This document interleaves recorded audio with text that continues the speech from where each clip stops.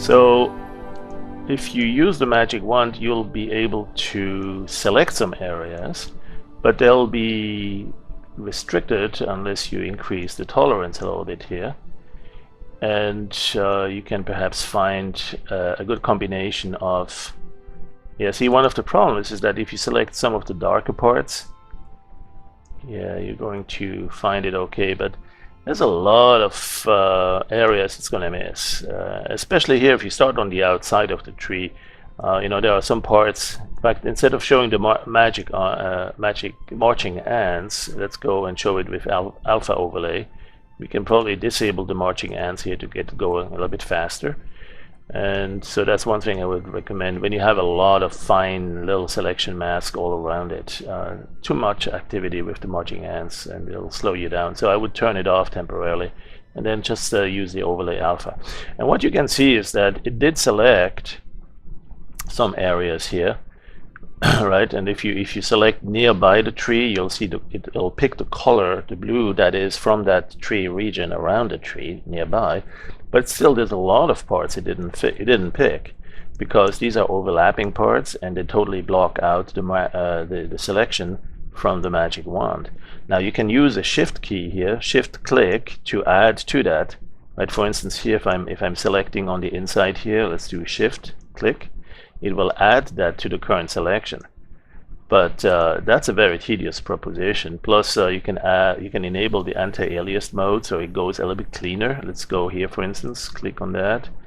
It takes much longer to search though, and it does an anti-alias search, so it's a little bit of a soft transitional selection there, whereas the others were very crisp, totally selected or not selected. And so either way of those, you can use that. But it's not going to be a quick way to select the entire area of the tree or the sky. We have so many areas here where the sky needs to be added. The holes or the gaps in between the branches, between the leaves. Look at that, some big ones here. Shift click on that. And what if you forget the shift click here? If you just click like that, it's a new selection. It loses the old one. So you can do a Control Z, of course, to undo that and step back. But it's going to be difficult to really select everything. Perhaps a better approach will be to actually use the color of the background to identify what it is you want to select. And then, of course, at the end, you'll invert it to say, no, that's what I don't want to select. Right? I mean, in this case, it's more difficult to select the tree than it is to select the background. So let's go do that. Let's go clear the selection that we currently have and see how we can do that based on the color. And so in the selection menu, you can select by some criteria. You can select the shadows, which will select dark areas, dark colors. That's something we use for terrain with the elevation map. Midtones and lights, same thing. So we have 3 different zones of brightness that you can focus on. That's not what we'll do in this case. We'll look for the color, in particular for the hue, to look for anything that has a lot of blue. So let's go to the color key, select by color key.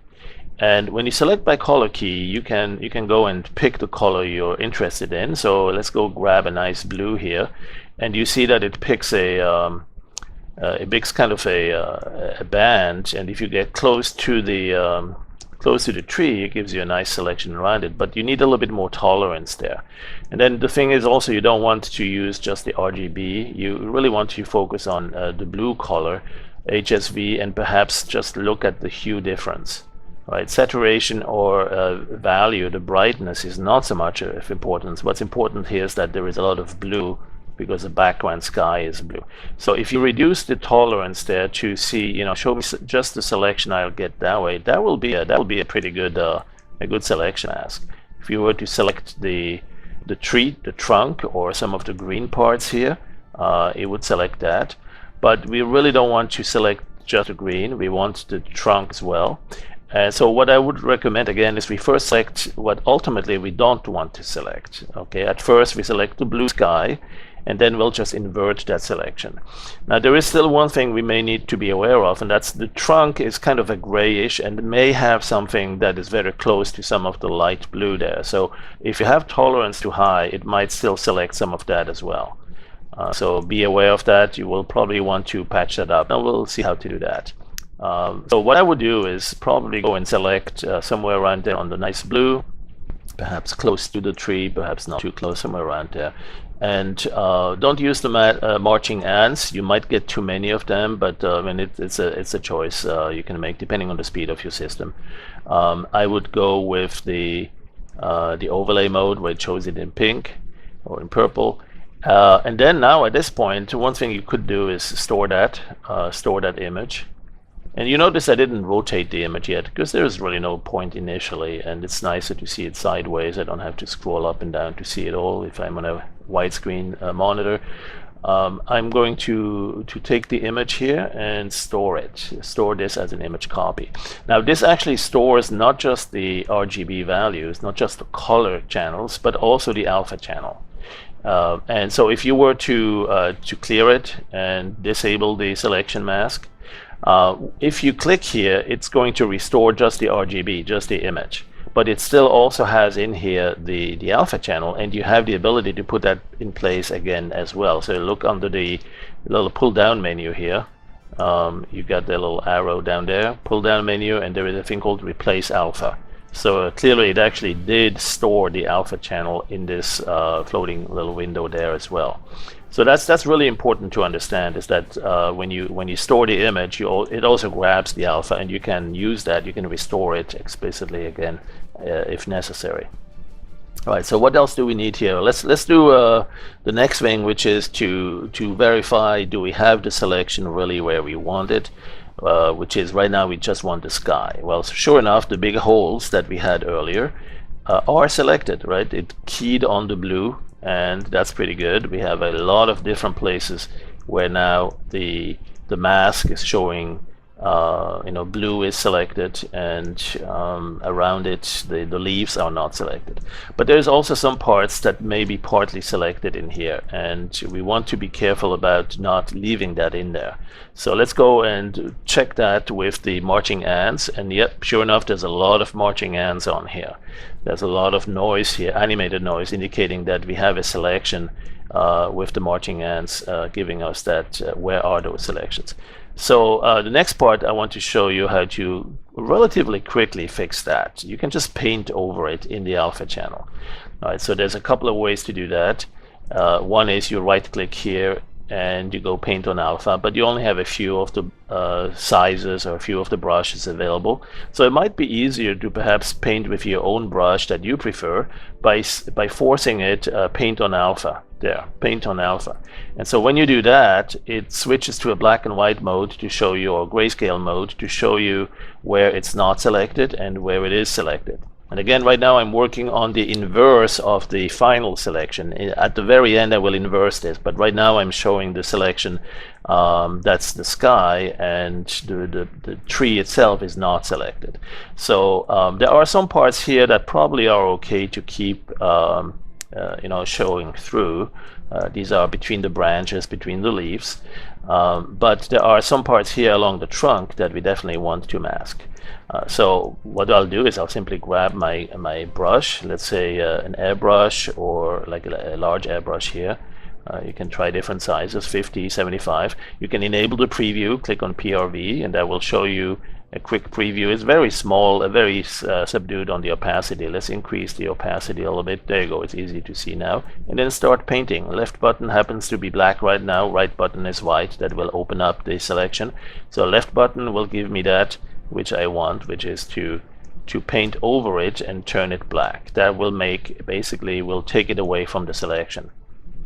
And if I want to go faster, one thing I could do is just increase the size of that brush, right? And since it's a custom brush, because it's fairly big here, if I look at 75, the moment you can see it in the preview, it means it is a custom brush, right? Make sure you keep control of the opacity. It's a custom brush because I can preview it, I can see it in my attached to my cursor as I'm dragging around. So if you need it bigger, you can actually go to the brush menu, which handles mostly custom brushes, and you can go to resample it. And so with that, you can make it even bigger, right? And so make sure it's not too big. You don't want to fall outside of the trunk as you go over that. But it's a way to make this go nicely. Another way would be to actually use the settings on the brush and go to the custom brush and set it right here as to how big you want it, and also set the bias so that you have kind of more of a very abrupt or crisp cutoff at the edge. All right, so with that you can also go and paint right over there on the grayscale image, which will ultimately go back into the alpha channel. Again, don't be careful not to go out of bounds here, but don't sweat it either. I mean, you can always correct that with the right button if the brush is small enough. That's one reason where you want to make sure you don't have too big. One reason why you want to make sure you don't have too big a brush. So I'm going to go, just for the sake of time here, very quickly through that. And you know best what you want to do with regard to the time you want to take to make this perfect. And it's not about perfection necessarily. It's about getting it done in a reasonable amount of time, because time is money, especially when you're doing commercial work. So is it good enough? Not perfect. That's the question, right? It's not whether it's perfect, it's whether it's good enough. And you can see here that I'm quickly going through these and masking out the little white dots that I see and that were contributing to the marching ants when I was previewing that in the alpha channel. Alright, so let's go all the way to the bottom. I'll probably use most of that tree after all, so let's go like this. Alright, so that's good enough for this quick demo. We now have the trunk fully non-selected, the tree mostly non-selected, a couple of areas with holes, and that's good. That's between the branches and the leaves, and especially here around. Let's keep that so. This is still a very large image, high resolution. We can see that under the file menu and image info. It's still 5000 by 3400 pixels, so very high resolution. But let's go and finish this paint on alpha business. Let's go click on paint normal, and it puts that into the alpha channel. All right, so now the marching ants is not going to show the marching ants inside the tree. We are clear to go, and we are now clear to invert the selection. All right, that's the next step, is to go to the selection menu and invert it, invert alpha. Alright, so let's disable this marching ant business. Don't need that at this point. In fact, we also don't need the coloring, the overlay alpha. We can see it as is. We can trust that the selection mask is pretty good. Now, one thing that I don't know is whether we have the outside row of pixels selected or not selected, whichever way you're looking at it, inverted or original. So what I would usually do at this point is actually grab or pick it up as a custom brush. Now, before that, perhaps let's do a snapshot again, store image copy. And we do have the whole image showing, but we do know that it also stored a copy of the alpha channel, even though we didn't have the marching ants showing. Whatever the alpha channel was, it stored that. And we can always replace alpha here and then go to the selection mask and actually show that either as an alpha or whatnot, or with the marching ants. All right, so what I'll do now is to pick this up as a custom brush, and perhaps before that I can actually rotate it, because it's now time to give it up, worry about which way is it going to show in the end. So we can perhaps rotate this entire image with the image menu, rotate clockwise, and that will rotate not just the image but the alpha channel that goes with it as well. And so once again we can store that, go to the image and store image copy, and we know we have a safe copy of that. And if for any reason the program were to crash, you still have a saved copy here in memory. It's not on a file, but you do have the option to go and do an emergency save. That will save it to a BMP file at this time. Maybe in future we'll have some other formats, but at least the image will be saved. I'm not sure about the alpha channel. I don't think it exports the alpha there. So yeah, you want to save this image also at some point. I would actually save it, store it, and then save it as a Targa file. Go to save, and make sure you select the directory where you want to store that or save that. I'm going to go to this, and my recommendation is default Targa. That's our native format. Let's keep it as such. That way it's not going to need to convert it to something else in between. default Targa. I mean, there's a couple of other formats, even another Targa here, but those are all going through the ImageMagick converter. It typically will save the alpha channel too in most of these, not in JPEG, but PNG is a good solution there too. Even BMP, it will save the alpha if there is an alpha channel detected with you know, some pixels set, some bits set.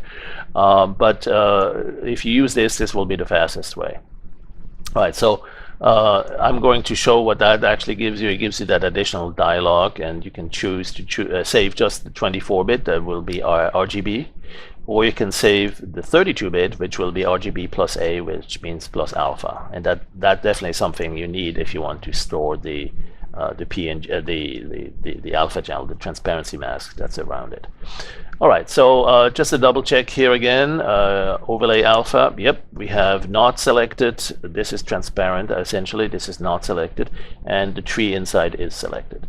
All right, so how can we pick that up as a custom brush?